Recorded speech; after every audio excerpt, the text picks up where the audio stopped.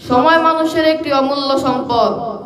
সময়কে কাজে লাগালে মানুষের সম্মান বাড়ে, মানুষ জ্ঞানে ও গুণে বড় হয়। কারণ সময়কে ভালো কাজে লাগালে মানুষের জীবন হয় উন্নত, আর খারাপ কাজে লাগালে মানুষের জীবন হয় ব্যর্থ।